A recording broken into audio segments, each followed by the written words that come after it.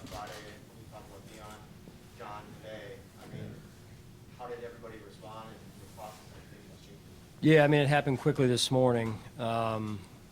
You know, I saw John last night, in fact, around meetings, and he was fine, that I could tell. And then we got the heads up this morning, and so we went into action. And I credit the players, credit the coaches, you know, just next man up approach, and they went out there and executed. Sean, what did you see from Efe today? Yeah, and I think he had 2 sacks, right? Especially one in a big moment of the game there when we needed it. So that 4-man rush, you know, getting that 4-man rush going, it's important for us. What makes Devin Singletary so effective? Not the biggest, strongest guy, not the fastest guy, but came in averaging 4.9 yards per carry and had a great game today. Yeah, I think you saw some of it out there today. I mean, there's times where his momentum got stopped, but his pistons kept running, right? I mean, he just kept churning those legs and got another 2, 3, 4 yards out of it sometimes. So, you know, it's fun to watch when he does that. Is that something you'd like to see him as the feature back moving forward? Yeah, I'm not going to get into feature back. Just, you know. Was there a lift that we seen him get? I have a lot of confidence in Devin. Yeah, I'm sorry. A lift, we seen him get that early touchdown? Yeah, I mean, you know, to mix it up like we did there, I thought was good, and thought that was a good drive for us. And then to, you know, anytime you score in particular on the ground, the offensive line loves it. So it's good to get those guys some just reward for their work there. Sean, offensively, when you know they can't kick a field goal, are you thinking of that all 4 downs? Is it at certain points that you realize it might be a little bit different depending on where they are on the field? Yeah, I mean, as we were talking about this a minute ago, it seems like it should be easier, and in certain ways it is, but in certain ways it's more difficult because you're not sure what that 3rd and 7 is going to be. Is it going to be traditional drop back, or is it going to be you know, the quarterback zone read stuff, and it just puts you in a little bit of a bind defensively, but I thought they handled it well. I was going to ask you, Sean, what are your thoughts on the contributions of Gabe Davis? Yeah, tremendous. Another game where he showed up. It was productive for us. Love his mindset. You know, he's big, he's strong, he's tough. And again, mentally, you know, he was working while I was waiting. And today, I think he saw it again where he produced for us and made some big plays. Sean, what did you see from Josh out there? Obviously, he was dealing with that foot sprain leading up to the game. Just from your perspective, what did you see from his performance today? Yeah, I thought I liked how he settled in after the first series or 2, and we got a good rhythm going at times, and I thought he made some really big time throws. The scramble on 3rd and it was 3rd and 6 situation. I think they were man coverage, and Josh saw it and took off with it, so that was a big play for us. And you know, and again, just the things you guys don't see from a leadership standpoint.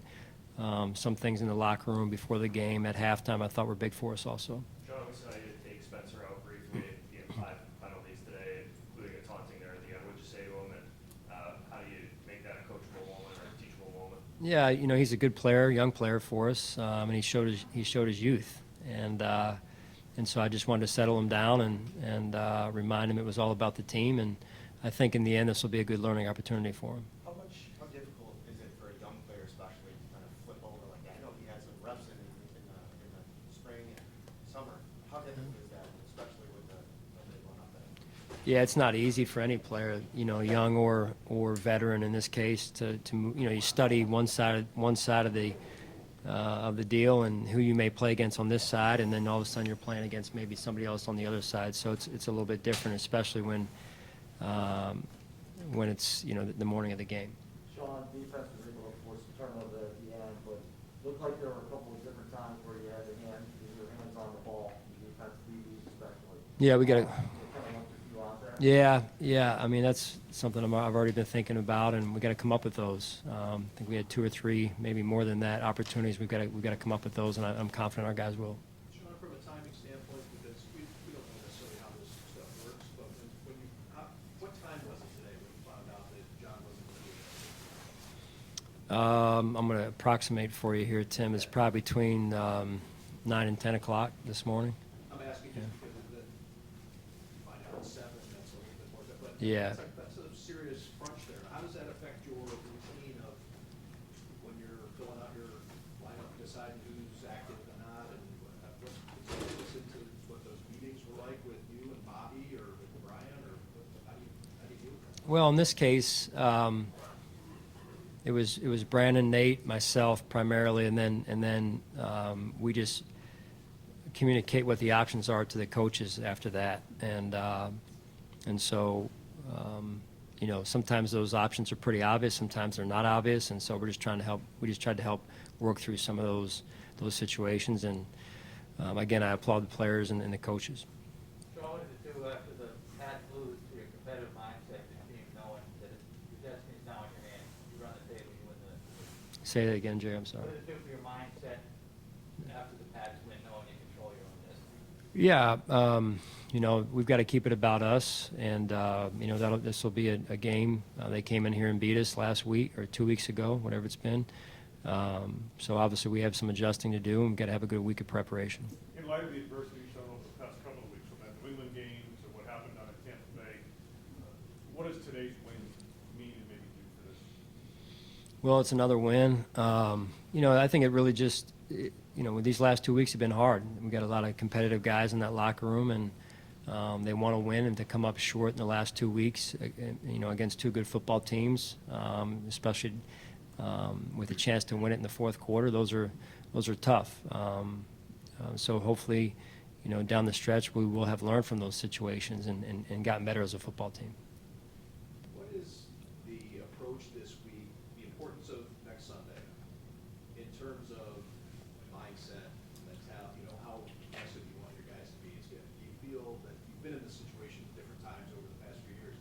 You need to pull them back. I mean, what do you expect for these next few days of preparation? I just think we got to stay on task, keep our focus on and where it needs to be, and you know, we've got a lot of things to correct from today's game. You guys saw that, and I think that's the start, right? That's you got to start somewhere, and that's where we got to start this week. Is it harder because you have the distraction of Christmas too on top of all this? You know, I think that's part of being a professional athlete or a professional coach. I mean, we're usually working around whether it's Thanksgiving like we were this year, or now Christmas, and that's what goes with the job. Did you watch any of the game last night? I did, yeah. What did you take away from it? It was a good game. You know, those games, it started one way, but in the NFL, those games usually get close, and it got close. And obviously, I thought it was a well and hard-fought game, and so two good football teams going at it. In general, you're used to watching all 22, you don't have broadcasters when you're going through your film and all that stuff. How do you watch a game? Can you enjoy it, or can you, when you're watching everything go left and right as opposed to the end zone camera and everything? Yeah. How do you do it? I don't know. You just sit and watch and try and learn. And Do you get anything out of it, watching off TV? yes, you try to. And that's not just playing that, you know, because we're playing them next. If you're just a fan of football and you're trying to learn and you're watching other people do things and things you try and pick up along the way. So that's it. Do you leave the sound on or off? Nah, both. Merry Christmas.